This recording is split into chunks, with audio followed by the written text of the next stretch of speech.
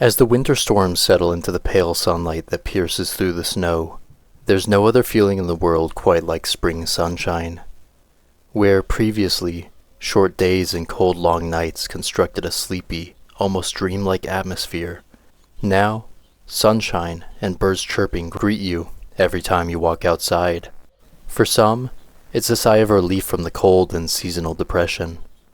Others regard spring with a distaste of pollen, allergies, and time zones, springing forward into the new year.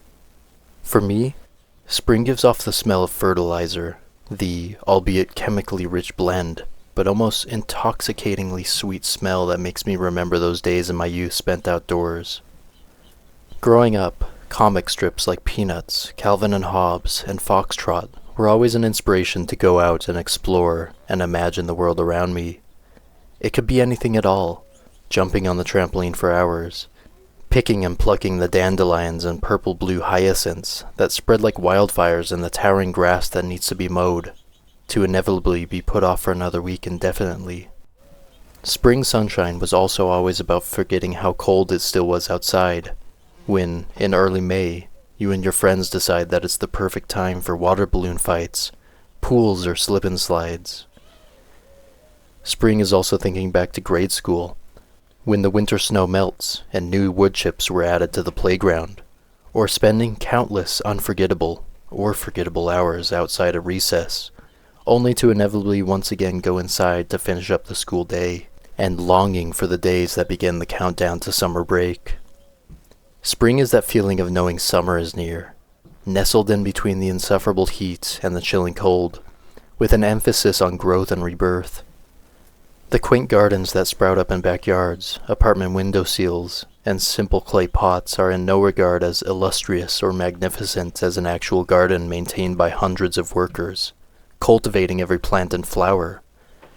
But it is instead a work of labor and love that feels more real because of your relationship with the planting, watering, and nurturing of these spring flowers, herbs, and vegetables. I've never been the best at gardening, but the very act of taking care of a plant has a sort of relaxing effect on my perspective of life. It's not difficult by any means, but there is a maintenance and schedule that you need to keep while caring for a flower.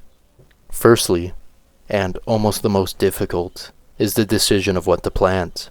Last year, that decision was lavender, as well as nasturtium, both beautiful plants that enjoy spring sun and pollinators. This year, morning glory, California poppy, and rosemary sit in my cupboard waiting for the rainy season to end. Then, it's the potting and placing of these precious seeds into the place that will be most fit for them. Sometimes these plants need full sun, while others do best with partial shade and plenty of water. My mistake last year was putting the lavender too close to a fence, which resulted in minimal sunlight to the poor perennial which suffered as a result. And lastly is the actual maintaining and watering. It could be the Stardew Valley side of me, but this is one of the most enjoyable parts of gardening, as well as spring in general. A routine that you set up and go about, and the resulting flowers that blossom when you put in enough effort day by day. It isn't an overnight change, but soon enough, those small seeds that you once held in the palm of your hand begin to sprout up from the earth and flourish, given the right circumstances. It's a strange feeling, the warmth of spring. It's never quite the full sunshine that is present in summer. Usually it's a pale, almost cold warmth that slowly grows better over time. Maybe it's the effect of winter, or a literal effect of seasonal depression, slowly melting the hearts of millions back into a liquid, comfortable state. Regardless of the rhyme or reason, the pale sunlight is filled with clouds and cold wind that isn't always as joyful as you make it out to be. But man, when the sunlight hits just right, and you are able to be outside to soak it all in, it creates a feeling like no other. It's a feeling of warmth and a cool breeze, no longer chilled by winter air. It's that sound of birds chirping once again, coming back from their lengthy summer vacation. It's the smell of rain on a March weekend, where you can wrap yourself up in a blanket and stare lazily out at the brewing storm. It's the sensation of petting a dog or cat who has been basking in the sun outside. The same laying on the concrete, and the warmth that emanates from it.